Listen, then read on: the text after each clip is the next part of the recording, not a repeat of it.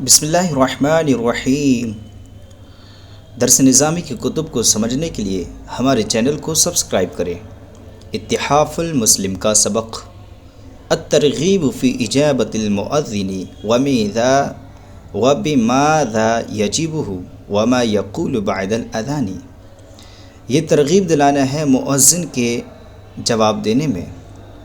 وبماذا یجبہ، اور کن الفاظ کے ذریعے وہ جواب دے گا اس بارے میں یہ باب ہے۔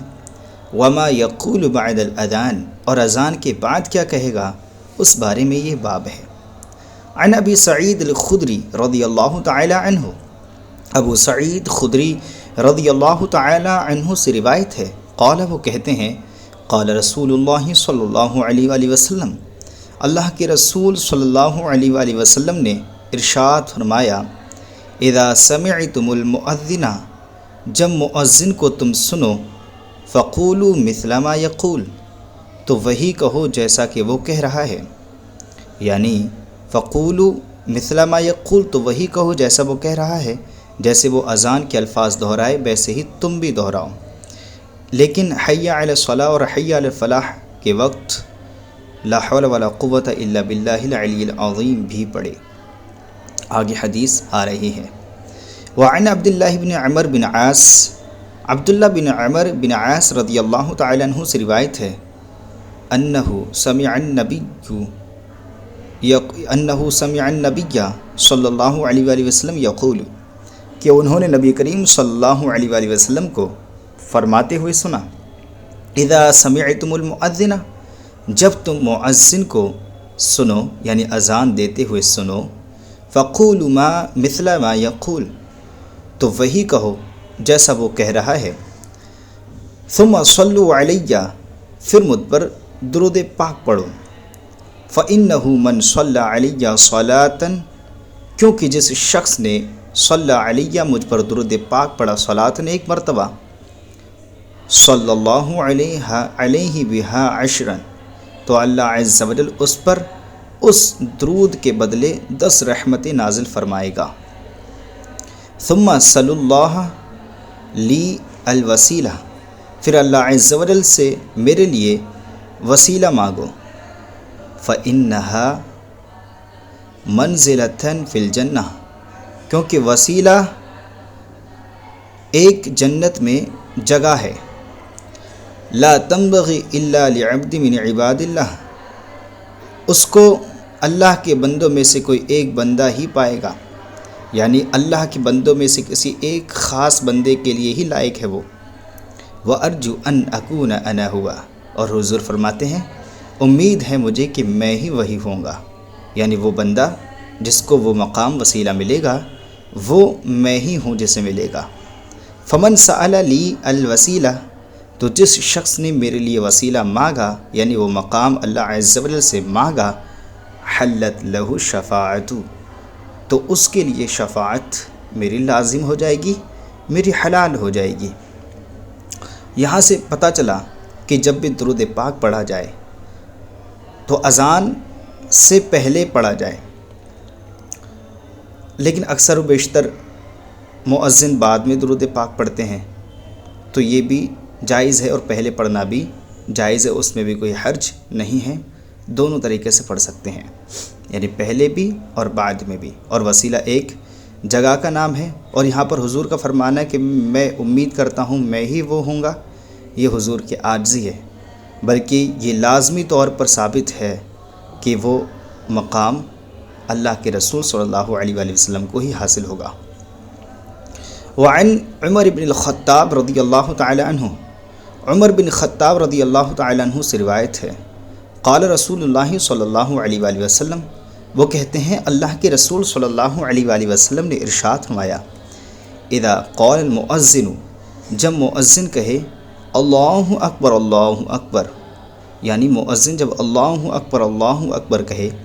فقال احدکم، تو تم اے لوگو تم میں سے کوئی یوں کہے، یعنی وہ بھی یہی کہے اللہ اکبر، ثم قال اشہد ان لا الہ الا اللہ، پھر جب وہ کہے مؤذن اشہد ان لا الہ الا اللہ، قال اشہد ان لا الہ الا اللہ، تو یہ شخص بھی اشہد ان لا الہ الا اللہ کہے۔ ثم قال اشہد ان محمد رسول اللہ، پھر جب مؤذن اشہد ان محمد رسول اللہ کہے، قال اشہد ان محمد رسول اللہ، تو یہ شخص بھی اشہد ان محمد رسول اللہ کہے۔ ثم قال، پھر جب مؤذن کہے حی علی الصلاۃ، قال لا حول ولا قوۃ الا باللہ، تو یہ شخص کہے لا حول ولا قوۃ الا باللہ۔ ثم قال حی علی الفلاح، پھر جب مؤذن کہے حی علی الفلاح، قال لا حول ولا قوۃ الا باللہ، تو یہ شخص کہے لا حول ولا قوۃ الا باللہ۔ ثم قال اللہ اکبر اللہ اکبر، پھر جب مؤذن کہے اللہ اکبر، قال اللہ اکبر، تو یہ شخص بھی کہے اللہ اکبر۔ ثم قال لا الہ الا اللہ، پھر جب مؤذن کہے لا الہ الا اللہ، قال لا الہ الا اللہ، تو یہ شخص بھی کہے لا الہ الا اللہ من قلبہ، اپنے دل سے،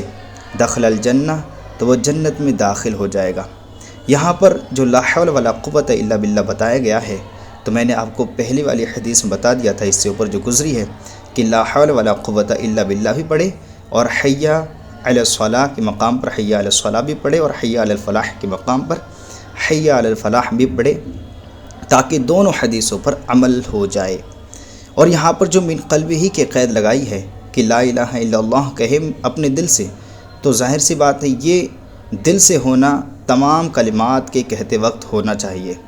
یعنی تمام کلمات جب بھی کہے اللہ اکبر، اشہد ان لا الہ الا اللہ، اشہد ان محمد رسول اللہ الی آخرہ، سب میں ہی من قلبہ کی قید لگانی پڑے گی، دل سے ہی کہے گا۔ وعن جابر بن عبد اللہ ان رسول اللہ صلی اللہ علیہ وآلہ وسلم قال،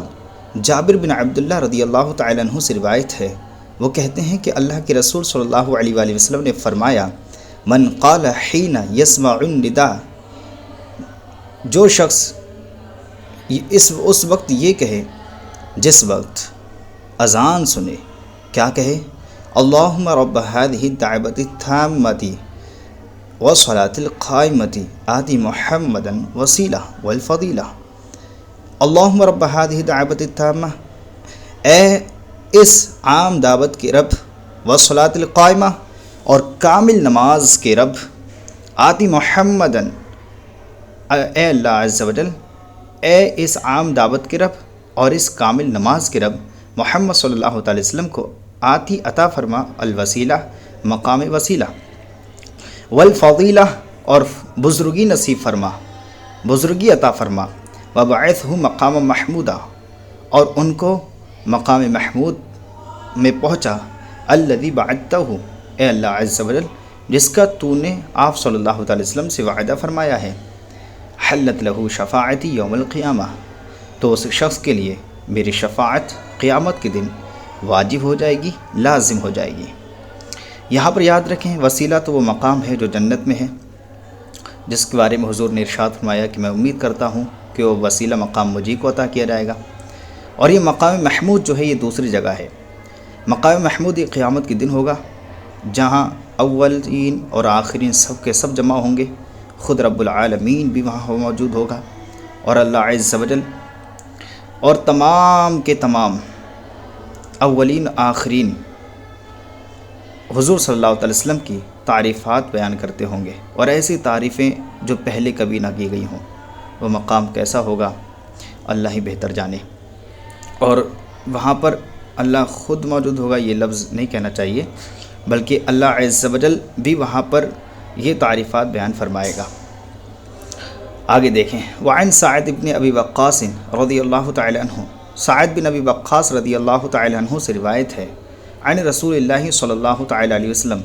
کہ اللہ کے رسول صلی اللہ تعالی علیہ وسلم سے روایت ہے، قال، وہ کہتے ہیں من قال حین یسمع المؤذن، جو شخص اس وقت یہ کہے جس وقت مؤذن کو سنے، وَأَنَا أَشْهَدُ أَن لَا إِلَٰهَ إِلَّا اللَّهُ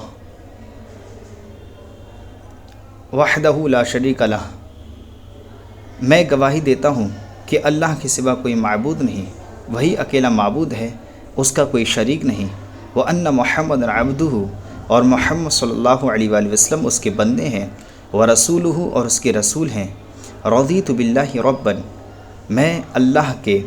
رب ہونے پر راضی ہوا، وبمحمد رسولاً اور میں محمد صلی اللہ علیہ وآلہ وسلم کے رسول ہونے پر راضی ہوا، وبالاسلام دیناً اور میں اسلام کی دین ہونے پر راضی ہوا، غفر لہ ذنبہ تو اس کے گناہ بخش دیے جائیں گے۔ یعنی جب یہ کلمات کہے انا اشہد ان لا الہ الا اللہ وحدہ لا شریک لہ وان محمد عبدہ ورسولہ، تو اس کے بعد رضیت باللہ ربًا وبمحمد رسولا وبالاسلام دینا یہ دعا پڑھے۔ اور ظاہر سی بات ہے یہ جیسے ہی مؤذن کی کلمات سنے فوراً کہے، کیونکہ اگر بیچ میں کہے گا تو جواب اذان میں خلل واقع ہوگا، اس لیے جیسے ہی مؤذن کے الفاظ سنے ویسے ہی یہ کہنا شروع کر دے۔ امید کرتے ہیں کہ آپ کو یہ سبق سمجھ میں آیا ہوگا۔ اگر یہ سبق سمجھ میں آیا ہو تو پلیز ہمارے چینل کو سبسکرائب کریں اور اپنے دوستوں کے ساتھ شیئر کریں۔